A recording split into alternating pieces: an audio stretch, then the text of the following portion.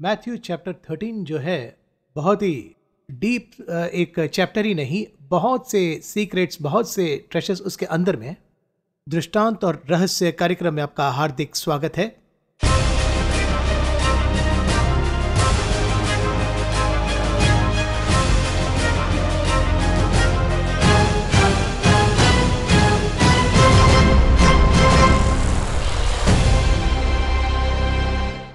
Bible में Matthew chapter 13 खोल के रख लीजिए।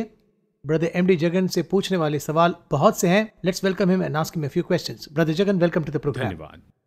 मैथ्यू चैप्टर 13, उसमें बहुत सीक्रेट्स हैं। मुख्य रूप से मैथ्यू चैप्टर 13 वर्स 24 में एक इंटरेस्टिंग विषय है।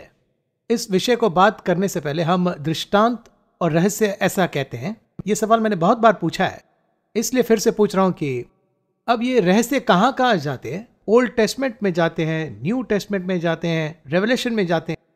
तो एक विषय को सामने से भी देखना पड़ता है, पीछे से भी देखना पड़ता है, पर आमतौर पर बाइबल पढ़ने वाले उतना डीप नहीं जाते। मेरा सवाल यह है कि आपके मन में यह विचार कैसे आया कि ये रहस्य के अंदर इतने विषय है, मुझे उससे पढ़ना है और भी ज़्यादा समझना है।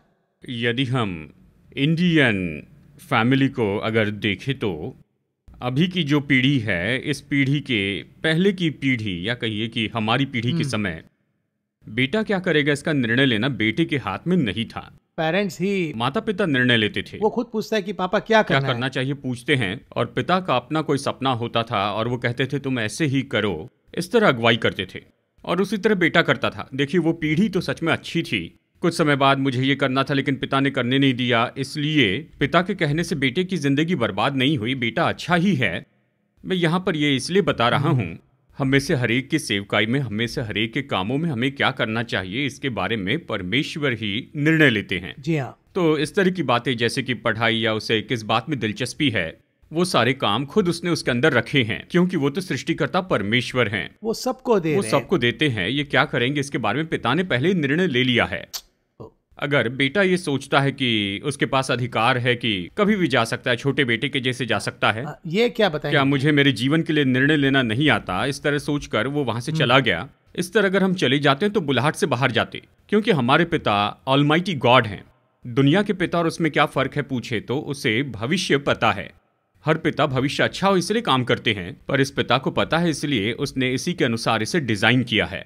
जब हम उस डिजाइन के लिए खुद को दे देते हैं तो पिता क्या करते, देखिए हमारी कुछ इच्छा है, भविष्य बताते हैं, तुम इस तरह की सेवकाई करोगे, ये मेरी आशा नहीं थी। मैं चाहता था तुम अलग ही सेवकाई करो। मैंने एक व्यक्ति को देखा है और वही मेरे रोल मॉडल हैं। उन्हें देखने के बाद में, हाँ, मेरी सेवकाई इस तरह से होनी चाहिए, इस तरह से मैं आशा रखने लगा। लेकिन प्रभु को स्वीकार करने के बाद दूसरे ही साल में वही तो मुझे इस तरह के वचनों में लेकर गए, और ये तो एक गिफ्ट है, जो मेरी इच्छा थी उसी के लिए ये वरदान है। वो मुझे उस गिफ्ट में नहीं ले गए। ये भी एक गिफ्ट है। बाइबल कहती बुद्धि बढ़ती और ज्ञान को भोजन देती है, ये एक गिफ्ट है। कुछ समय के बाद मैंने ये जानना शुरू किया कि परमेश्वर मेरी अगुवाई कर रहे हैं। उसके बाद मैं इसमें आ गया। अब मैं ये सोचता हूँ परमेश्वर ने सही तरीके से मेरी अगुवाई की, इस तरह कहता हूँ। ये जो सारे रहस्य हैं, ये वो जिसे चाहे उसे दे सकते हैं। देखिए, यूहन्ना एक मछुआरा था, वो पढ़ा लिखा नहीं था, बाइबल कहती है। वहां से शुरू करके बहुत ही ज्ञानी ऐसे, यानी राजघराने में पैदा हुए दानियल को भी दिया। अब ये जो दोनों हैं एक ही कॉन्सेप्ट को भूमि पर ये बताते हैं। दानियल को देखिए, वो बहुत पढ़ा लिखा था और यूहन्ना पढ़ा लिखा नहीं था। दानियल को देखिए, वो तो राजघराने से आया था, यूहन्ना तो मछुआरों की जाति से आया था। और दानियल को देखे तो दानियल तो 3 या 4 राजा के राजकाल में वहां पर था, लेकिन यूहन्ना एक ही रोमी साम्राज्य के अंदर था। राजा या महल में ये कभी गया नहीं था। ये दोनों कॉन्ट्रास्ट कॉम्बिनेशन है। दोनों को अच्छी तरह से, मतलब इक्वल लेवल ट्रीट कर रहे हैं। जैसे आपने कहा भूतकाल दानियल ने बताया, भविष्य यूहन्ना ने बताया। जब इन दोनों को जोड़ेंगे तभी हम इससे पाएंगे। देखिए, ये परमेश्वर के द्वारा बनाई गई डिजाइन है। इस डिजाइन का निर्णय आपने नहीं लिया, ना ही मैंने लिया। चलिए इस तरह देखते हैं। हम दोनों ने मिलकर 200 से ज्यादा एपिसोड किए। हाँ। आपकी परवरिश अलग, मेरी परवरिश अलग है। आपका बाइबल नॉलेज अलग है, मेरा बाइबल नॉलेज अलग है। आप तो मीडिया से आए हैं और मैं पूरी तरह से सेवकाई से आया हूं। हम दोनों मिलकर एक काम करें, यही तो परमेश्वर की योजना है। अब तक हमने 200 एपिसोड किया और प्रभु की इच्छा हुई तो आगे भी करते जाएंगे। मैं क्यों कह रहा हूं, ये ऐसा नहीं जिसे मैंने खुद खोज कर चुन लिया है, लेकिन ये तो इनबिल्ट है केवल प्रभु ने ही हमें ये दिया है, तो ये उसके कारण काम कर रहा है, सब कुछ उसी के कारण काम कर रहा है। इसके लिए मैंने बड़ी मेहनत की, बड़ी पढ़ाई की, बचपन से प्रैक्टिस करते आया, ऐसी कोई बात नहीं है। ऐसा कुछ भी नहीं, बस इतना है, प्रभु ने बुलाया, अचानक मुकुट पहनाकर राजा बनाया। ये सेवकाई पूरी इसी तरह से है। मैं आपको बताऊं, स्कूल के समय मुझे जो विषय बिल्कुल पसंद नहीं आते थे वो थे साइंस और हिस्ट्री। पसंद था तमिल विषय मुझे बहुत पसंद था। जो मुझे पसंद नहीं था वो साइंस और हिस्ट्री था। अब मैं ज़्यादा से ज़्यादा किस बात पर बोल रहा हूँ, आज देखिए मैं साइंटिफिक बातों पर बोलता हूँ और इतिहास के बारे में बता रहा हूँ। जी, उनके डिजाइन के अनुसार अगर हम चले तो सब कुछ अच्छा ही होगा, अच्छा होगा, 100% अच्छा होगा। उसमें कोई भी कमी या घटी नहीं होगी, पीसफुल होगा। मैं शांतिपूर्ण तरीके से सेवकाई कर रहा हूँ। उसके अलावा एक और विषय भी है, मैं लगातार देखते आ रहा हूँ। पवित्र आत्मा के साथ जब हम वचन को या फिर हम जब लीड करते हैं तो बहुत सारे ऐसे विषय हैं जो हमें आमतौर पर समझ में नहीं आता, वो भी हमें समझ में आता। तो ऊपर से पढ़कर हम अगर ब्लेम करें कि हमें सिर्फ यही समझ में आता, तो उसका कोई मतलब नहीं। हम उनके साथ ही, मतलब उनका जो साथ है, वो जो पॉइंट है उसको मैं जोर देना चाहता हूँ, दर्शकों को बताना चाहता हूँ, क्योंकि मैं इसे देख रहा हूँ आपके लाइफ में भी। देखिए ऐसा है, हमने इस पर पहले भी चर्चा की है। सभी लोगों के लिए 3 बहुत ही महत्वपूर्ण विषय होते हैं। 3 होते हैं। क्या है ये पूछे तो पहला है, उदाहरण देता हूं ताकि अच्छे से समझे। पौलुस है ना, संत पौलुस है, वो तो नए नियम में है। पौलुस ने इसमें बहुत सी पत्रियां लिखी और इसी के आधार पर नए नियम का चर्च बनाया गया। एक ग्रेट रोल मॉडल है। देखिए पौलुस में 3 अलग अलग ऐसे यानी इनपुट्स थे। पहले तो पौलुस को गमालियल ने पढ़ाया था, नॉलेजेबल पर्सन। उनके पास जाना ही बड़ी बात। जी हाँ, सीटी नहीं मिलती थी ऑक्सफोर्ड और कैम्ब्रिज जैसे टॉप वो वहां पढ़ा था। गमालियल से उसने शिक्षा पाई थी, इसीलिए उसके अंदर वर्ल्ड स्टफ है।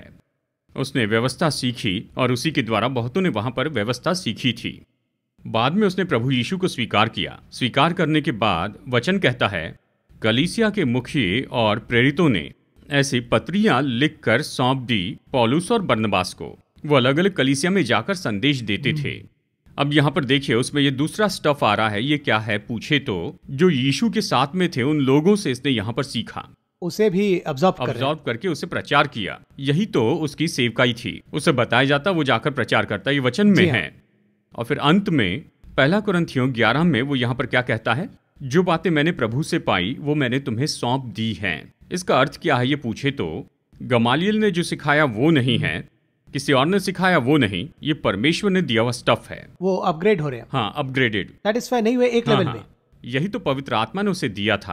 अब हमें भी ये 3 चीजें हैं। संसार में पढ़ाई करके बहुत ज्यादा ज्ञान प्राप्त किया, यूएस में पढ़ाई की, कनाडा में पढ़ाई की और वापस आकर फिर पढ़ाई की, ऐसे बहुत से हैं। फिर एक और है, चर्च में सिखाई गई आत्मिक बातें। उस चर्च में बाइबल टीचर ने जो सिखाया है या चर्च में जो पास्टर है उन्होंने सिखाया है। देखिए ये चीजें हैं, वहां पर है, ये कोई गलत बात नहीं है।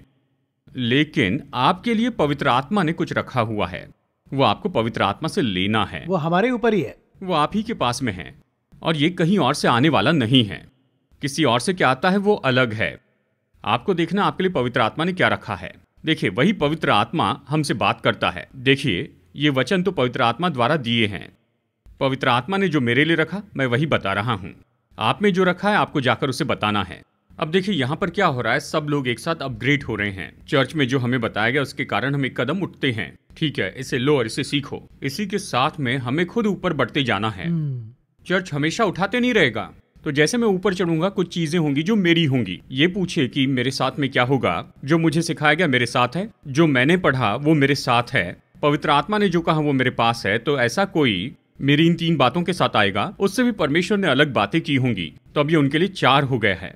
जैसे जैसे एक एक पीढ़ी आगे बढ़ते हैं वैसे ही आत्मिक क्रियाएं बढ़ती जाती हैं। तो पवित्र आत्मा ने हमारे लिए जो रखा उसे लेना ये हमारे लिए बहुत महत्वपूर्ण है। अब इस मैथ्यू चैप्टर 13 में वर्स 24 में एक मुख्य पैराबल है और उस पैराबल के पीछे एक डीप सीक्रेट है। आमतौर पर हम इस पर्टिकुलर 24th वर्स से मैथ्यू चैप्टर 13 वर्स 24 को उसे हम कैजुअली देखते हैं, एक स्टोरी के जैसे हम इसे देखते हैं। इसका आउटलाइन हम कैसे समझेंगे, द पैराबल ऑफ वीड्स दिया गया इंग्लिश में, इसके बेसिक फाउंडेशन को हम कैसे समझेंगे। अब देखिए असल में कुछ दिनों से हम मत्ती 13 पर अध्ययन कर रहे हैं और हमने इसमें से एक दृष्टांत देखा है। यहाँ मत्ती 13:24 से 30 तक इसके बारे में बताया गया है। जी। वचन 24 से 30 तक मत्ती 13 या, में सिर्फ 6 ही वचन छह हैं, वचन हैं। पर उसमें एक बहुत बड़ा सिर्फ रहस्य ही नहीं है। इसे अगर हम समझ लेंगे तो अपनी जिंदगी का डायमेंशन ही बदल जाएगा। अब देखिए, अगर मैं आपको सत्य बताऊं तो प्रभु ने मुझे जो बताया वही बता रहा हूं। इसमें 2000 साल का इतिहास है। ओ, ऐसा विषय जिसमें हिस्ट्री ऐसा भी विषय शामिल जो है। कि इतिहास से भरा हुआ है। हमने इस दृष्टांत को देखा है, इसे विवरण से समझाने की जरूरत नहीं, साधारण रूप में। आमतौर पर जी, पढ़ने से ऐसे समझेंगे। एक खेत है, जी हाँ। वहाँ पौधे बढ़ रहे हैं। खेत के मालिक ने अच्छा बीज बोया, यानी जो काम करने वाले थे जब सो गए तब वहाँ पर जंगली बीज बोया गया। एक दिन उन्हें जंगली बीज का पता चला, तो उन्होंने जाकर पूछा क्या हम जंगली पौधों को निकाल दे। तो उसने कहा नहीं, ऐसा ना हो कि अच्छे पौधे उखाड़ लो, इन दोनों को एक साथ बढ़ने दो। जब कटनी का समय आएगा तो काट कर इसे अलग और उसे अलग करके रख देना। अच्छे गेहूं को तुम भंडार में जमा करना और जंगली को तुम जला देना। ये जहां से शुरू हुआ और जहां पर है, अगर इसे पूरे रूप में देखें तो प्रेरितों के समय में बीज बोया गया। पौलुस कहता है मैंने बोया, अपोल्लोस ने पानी दिया। बढ़ाने वाला परमेश्वर है, इसलिए वो बढ़ गए। वहां पर ये शुरू होकर कहाँ खत्म हुआ पूछे तो जंगली पौधे जो जलाए जाएंगे वो तो है जजमेंट। भूमि को अग्नि के द्वारा नाश किया जाएगा। जो पेड़ अच्छा फल नहीं लाता उसे काट कर आग में जलाया जाता। इस तरह कहाँ है? यानी प्रेरितों के काम से जब चर्च शुरू हुआ वहां से लेकर जजमेंट तक ये है। एक एंटायर, एक बहुत बड़ा इतिहास है इसके यही अंदर। है, समय काल में देखा जाए तो अब तक के ये 2000 साल हैं। हम्म, वहां शुरू हुआ, लेकिन हर एक समय काल में जो हुआ उसे हम ऐतिहासिक रूप में देख सकते हैं। इतना कुछ है। देखिए, इसके पीछे हमें यहाँ पर जो सीखना है वो तो ये आत्मिक पाठ है। चलिए इसे ऐतिहासिक रूप में देखते हैं। आत्मिक रूप में हमने बहुत सी बातें की हैं, थोड़ा ऐतिहासिक रीति से देखते हैं। इस तरह बताए तो समझ पाएंगे। पहले देखिए ये क्या कर रहे हैं। बीज बोया गया, इस तरह वचन कहता है। वचन 24 में ये बताया गया है। उन्हें एक और दृष्टांत दिया, स्वर्ग का राज्य उस मनुष्य के समान है जिसने अपने खेत में अच्छा बीज बोया। अगर पूछे ये कहाँ से लिया गया है, ये अदन से लिया गया है। वहीं से आप ले सकते जेनेसिस से भी ले हैं। ये सकते हैं। उत्पत्ति से लिया गया है। ऐसा क्यों पूछे तो शुरू में जब परमेश्वर ने आदम को बनाया तब उसे एक माली बनाया था। उसका काम देखिए, उसे कौन सा काम दिया? उसे बागवानी का काम दिया। तो परमेश्वर ने क्या किया, यहाँ वचन में देखिए, उसने अच्छा बीज बोया। इस तरह लिखा है, अच्छा बीज बोया। वचन 24 में इस तरह बताया है। उत्पत्ति 1 में आप अंतिम वचन पढ़कर देखिए, परमेश्वर ने जो बनाया उस सबको देखकर कहा ये बहुत अच्छा है। तो परमेश्वर ने अच्छा बीज बोया, ये अच्छी भूमि थी और इसे आदम को दे दिया। अब इसे एक पार्ट के रूप में अलग रखते हैं। एक और पार्ट है, नूह के समय में परमेश्वर ने सब बंद कर दिया, न्याय किया। बहुत ही क्रूर था, क्रूरता से उनका न्याय किया। अच्छा किया पर वो क्रूर हो बदल गए थे। अब देखिए यहाँ पर अंत में परमेश्वर ने दूसरा भाग शुरू किया। वो क्या थी? व्यवस्था। अब्राहम से शुरू किया। अब अब्राहम के द्वारा परमेश्वर ने क्या लाया? परमेश्वर ने व्यवस्था लाई थी। वचन कहता है कि अब्राहम मेरी आवाज को मानते रहा, मेरी आज्ञाओं को, मेरी विधियों को, मेरी व्यवस्था को, मेरे नियमों को वो मानते रहा। अब यहाँ पर परमेश्वर नया इंप्लीमेंट करते हैं, अच्छा बीज बोते हैं, लेकिन कुछ समय के बाद में ये गलत होने लगता है। ये गलत के बारे में हम बाद में देखेंगे। अच्छा बीज बोया, देखिए इसी के बारे में कितनी बार बताया गया है। अच्छे काम करते ही रहे, निरंतर अच्छा कर रहा है। फिर से 2000 साल तक होते रहा। आदम से लेकर अब्राहम तक 2000 साल बीत गए। अब्राहम से अच्छा बीज बोने के बाद में यीशु तक 2000 साल बीते। फिर से भूमि बिगड़ गई। अब यीशु ने क्या किया? फिर से अपने लोगों के द्वारा, प्रेरितों के द्वारा अच्छा बीज उसने बोया, यानी फिर से इसे रेक्टिफाई किया, इसे फिर से ठीक किया। यही शुरू से अच्छा बीज बोना है। शुरू से ही परमेश्वर ने 3 बार अच्छे बीज बोए। इन तीनों बार उसने बीज बोए तो फिर अगला ही वचन कहता है अच्छा बीज बोया पर जब लोग सो रहे थे, इस तरह कहता है। अब ये कैसे सोना है? अब इन तीनों को देखिए। उत्पत्ति में कौन सो रहा था ये हम जानते हैं, आदम।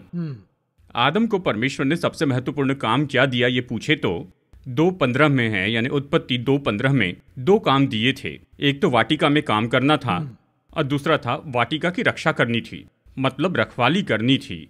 अगर आदम की पहली गलती क्या थी तो बहुत से लोग आराम से कहते हैं फल खाया था, फल खाया था। नहीं, ये दूसरी बात है। पहली गलती उसने क्या की थी कि उस सर्प को उसने वाटिका में आने दिया। सर्प तो वाटिका के बाहर था। मैं ये क्यों कह रहा हूँ? उत्पत्ति 3:1 में है, जितने बनैले पशु बनाए थे उसमें सर्प सबसे धूर्त था, कहता है। वो तो बाहर था, वो धूर्त था, वो भीतर आ गया और यही सोने का चिन्ह है। जो काम उसे करना चाहिए था उसने नहीं किया। देखिए, कई लोग रात को ये कहते हैं कि वो एटीएम मशीन को कैसे लेकर गए, वॉचमैन सो रहा था। ये केवल सोते समय ही संभव है। यह आत्मिक रीति से सोने का चिन्ह है। जिस समय से उसने सर्प को भीतर आने दिया, ये भीतर आना ही तो आत्मिक है। उसके बाद अब्राहम के समय में परमेश्वर ने अच्छा बीज बोया। ये कब हुआ, इसे देखा जाए तो इस्राएली लोग अपने आप में ही उन्होंने अन्य जातियों को अपने अंदर आने दिया। आप क्या सोचते हैं कि ये कब हुआ? अगर बाइबल में देखें तो इसराइलियों ने अन्य जातियों को अपने मध्य में रहने दिया। ये कहाँ हुआ? जब वो मिस्र से निकले थे, जब वो वहां से निकले तो दूसरे लोग भी उनके साथ में आए, इस तरह बाइबल कहती है। इनफैक्ट जब बालाम की प्रोफेसी आती है तो वो प्रोफेसी करते समय ही वो वार्न करते हैं, लेकिन ये उन वार्निंग के बावजूद मिक्स करते हैं। जी, ये मिक्स हो गए, लेकिन इस मिक्स होने के पहले मोआबी स्त्रियों के साथ मिक्स हो गए। लेकिन जब वो मिस्र में से बाहर आए थे, वो अपने साथ में मिस्र के कुछ लोगों को लाए थे, वो भी इनके साथ में बाहर आ गए, इस तरह से वचन कहता है। देखिए, इसी तरह से उनके जो पारंपरिक काम भी इस्राएल में आगे वचन कहता है। उन्होंने कहा कि अलग से रहो, अकेले रहो, अलग रहो, कहा था चोसन जनरेशन, ऐसा कहते ही रहे और हम गलती करते ही। हमारे मध्य में भी देखिए, हम सोते हैं, हमारे जाने बिना ही सोते हैं। अब यीशु ने क्या किया था, इसे फिर से क्लियर किया। प्रेरितों के द्वारा एक ताजी और नई वाचा दे दी। ये नई वाचा प्रेरितों के समय तक बहुत अच्छे से चली, बहुत अच्छे से इसने काम किया। केवल पहली 3 सदी तक ही, 300 साल तक करेक्ट रही। तीसरी सदी के बाद में देखें तो धीरे धीरे करके मसीह लोगों के बीच में ये सोने का समय आ गया। इसका मतलब है कि जो गलत उनके बीच में आ रहा था, इन्होंने उसे ठीक नहीं किया। सामान्य रूप में हमें एक बात को समझना होगा, क्लेश काल में चर्च को ईमानदार रहना होगा। मुश्किल में होते हैं तो केवल परमेश्वर को पुकारते हैं, लेकिन पर आशीष के समय में हम कैसे रहते हैं, वहीं पर तस्लीफ होने की फिसलने संभावना के है। बहुत से मौके यहीं पर होते हैं। देखिए, चर्च के पहले 300 साल में भयानक रूप में उन्हें सताया गया। पहली सदी के अंत तक सभी प्रेरितों को मारा गया, यानी यूहन्ना तक। दूसरी सदी में, गौर से सुनिए, दूसरी सदी में रोमी लोगों के कारण कलीसिया को बहुत ज्यादा सताया गया था। तीसरी सदी तक, कॉन्स्टेंटाइन के समय तक ये होता रहा। उसके बाद में कलीसिया आशीष में चली गई। कॉन्स्टेंटाइन ने प्रभु को स्वीकार करने के बाद मसीह लोगों के साथ उसने अच्छा संबंध रखा। यही तो सोने का समय था। उसके बाद में चर्च क्या हो गया, रिलैक्स हो गया। फिर हमें कोई समस्या नहीं होगी। पिछले 300 साल से हमें सताया गया है, सॉफ्ट हो गए। ये सोने का समय है।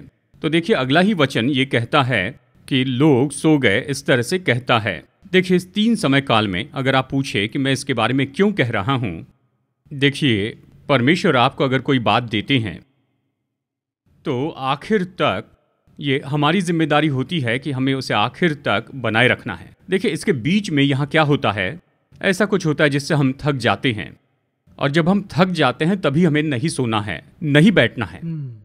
आप एलिया को अच्छे से जानते हैं।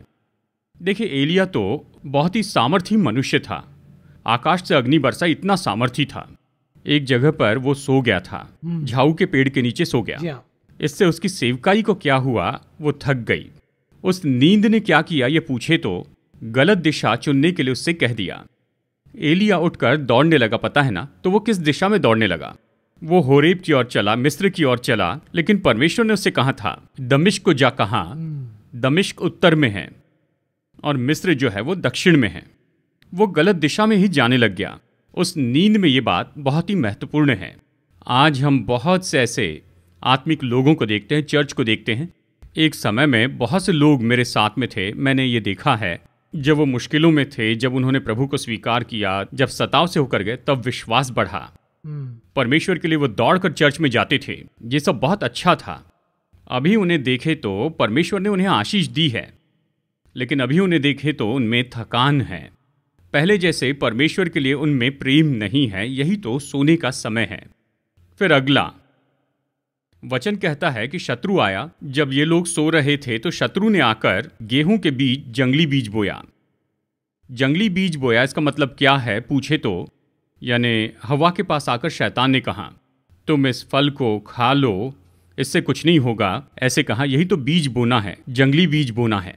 देखिए, यहाँ पौलुस क्या कहता है, 2 कुरिन्थियों 11 में कहता है, सर्प ने जैसे स्त्री को भरमाया।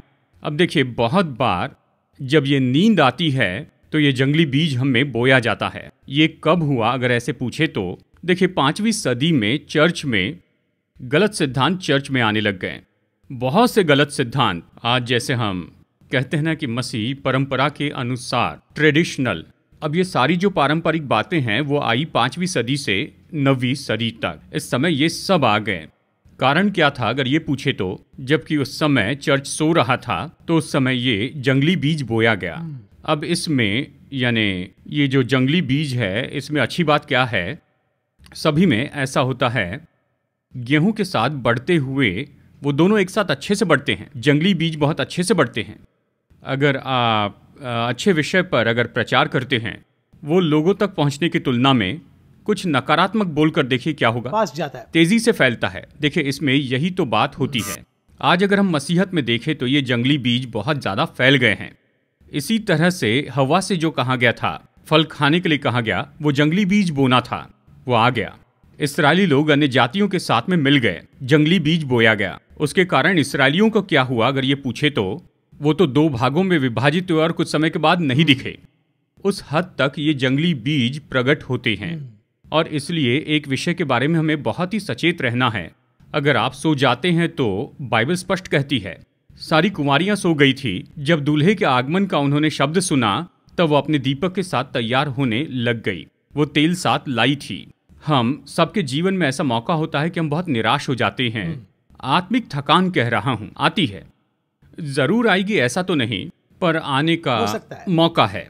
जब वो आत्मिक थकान आती है, अलर्ट रहना, तो सचेत रहना है। उस समय में शैतान किसी के द्वारा क्या करता है, जंगली बीज बोता है। और कई बार इसे सुनने में भी सूदिंग होता है। जी, ये तो हमारे लिए पूरे समय में है, अपीलिंग होता है। जी हाँ, ठीक है।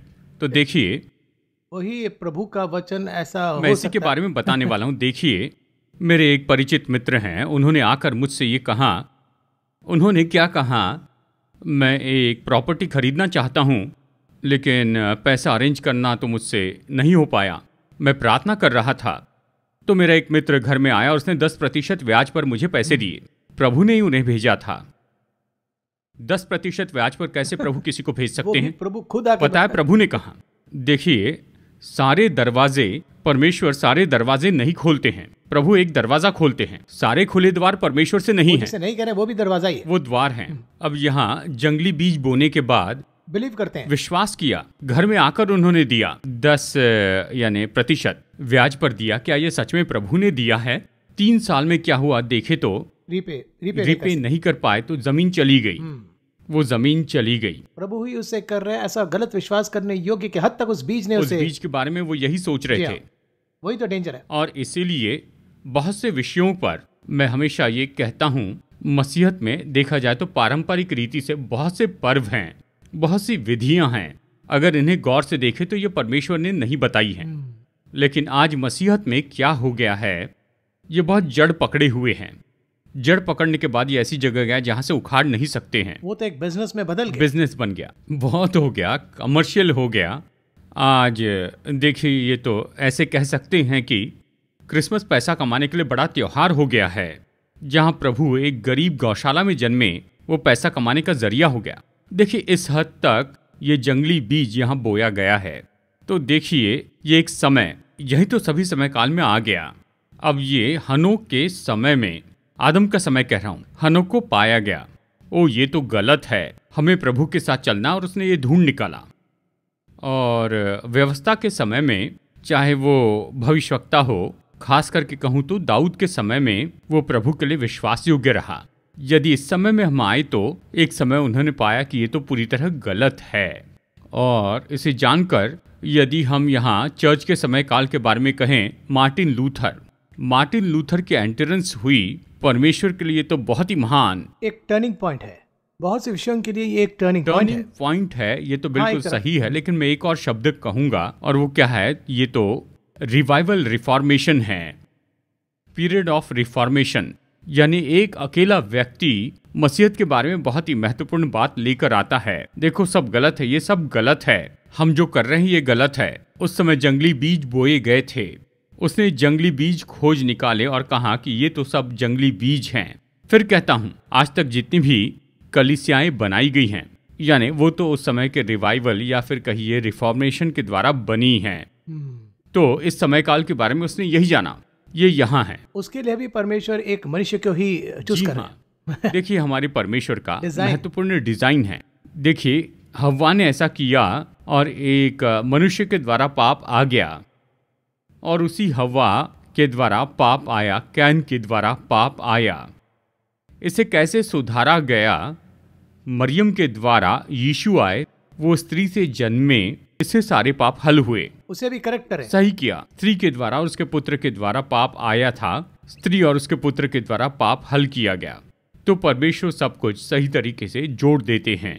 बस हमारे पास 1 मिनट बचा है और हम सब्जेक्ट के अंदर अभी जाना शुरू किए। अब मेरा सवाल यह है कि अब ये पैराबल ऑफ द वीट जिस विषय को हमने अभी देखा, इसमें चर्च हिस्ट्री नहीं, बहुत सी विषय, रेवलेशन के विषय भी इसके अंदर है, पर हम जनरली पढ़ते वक्त ऊपर ऊपर से पढ़ते हैं। हमारे दर्शकों के ध्यान के लिए हम और भी इसे करते आ रहे हैं। अब इस अगले एपिसोड में हम इसे पार्ट 2 में भी ले जाएंगे। अब इस एपिसोड को जिन्होंने देखा है, इस इंट्रोडक्शन को जिन्होंने देखा, उन्हें पार्ट 2 में तैयार होने के लिए क्या क्या उन्हें स्टडी करने ये बताएंगे। तो पार्ट 2 बात करते वक्त वो इसे समझेंगे। हमने खोज के बारे में कहा, ये मार्टिन लूथर का समय था। जी हाँ। चलिए यहीं पर रुकते हैं। इसके बाद में 2-3 समय काल है, उनमें से एक है जंगली बीज निकालना था, उसका समय क्या था? उसके बाद में उसने कहा ऐसा मत करो, इसे बढ़ने दो, ये एक और समय काल है। और आखिर में गेहूं और जंगली पौधे को अलग अलग करो, ये भी एक समय काल है। अब ये 3 समय काल कहाँ पर आएंगे, इसके बारे में हम अगले एपिसोड में देखेंगे। अब ये लोग चर्च हिस्ट्री देख लें। जी हाँ, जी, पढ़ने से आसानी से समझ तो में ये आएगा। आसान होगा। उसके बाद में तो जो भी हम कहेंगे इसे ये अच्छे से जान सकेंगे। इसके बारे में हम अगले एपिसोड में देखने वाले हैं। इसमें मुख्य रूप से मैं जो टर्निंग पॉइंट लेता हूँ, ये सो गए, ये मेरे लिए एक टर्निंग पॉइंट है। हम आमतौर पर पढ़ते हैं कि सो गए, पर उसमें बहुत सारे अर्थ है। जी हाँ, कितना अलर्ट रहना है ये भी एक मतलब है। तो इस कार्यक्रम में मैं इसे एक बहुत बड़ा टेक अवे समझता हूँ, यानी कि हमें कितना अलर्ट होना जो चाहिए। प्रभु ने हमें दिया उसके लिए हमें बहुत ही सावधान रहना है जी ना। हाँ। मैं यही कह रहा हूँ कि अगर बहुत से लोगों को देखें फोन पे बात करते हुए, वो बात करते रहते हैं और फिर कुछ समय के बाद में वो सो जाते हैं। फिर जब वो उठते हैं, बहुत से लोगों को मैंने देखा है, वो बात करते करते ऐसे नीचे लेट जाते हैं और फिर बाद में उठते हैं। जब वो नीचे बैठते हैं, सब खत्म होने के बाद में उठते हैं। फ़ोन पर बात करते हुए वो ऐसे ही सो जाते हैं। यही है, जब फ़ोन बंद हो जाता है तब वो उठ जाते हैं। जब वो गिर जाते हैं, तो जब वो सो जाते हैं तभी ये जंगली बीज वहाँ पर बोया जाता है। जानते हैं हमारे पास है। इस कार्यक्रम में आने के लिए बहुत बहुत धन्यवाद ब्रदर जगन। अगले एपिसोड में इस पैराबल के अगले भाग पार्ट 2 को हम देखेंगे। मुझे लगता है दर्शक बहुत नोट कर रहे हैं, क्योंकि ये सिर्फ हम दोनों के बात करने के विषय नहीं है। मतलब हमारे स्पिरिचुअल जर्नी में अगले स्टेप तक जाने के लिए ये एक बुनियादी कार्यक्रम है। ये मेरे को बहुत सारे दर्शक ने मुझे बताया, और उसके लिए मैं दिल से प्रभु का आभारी हूँ।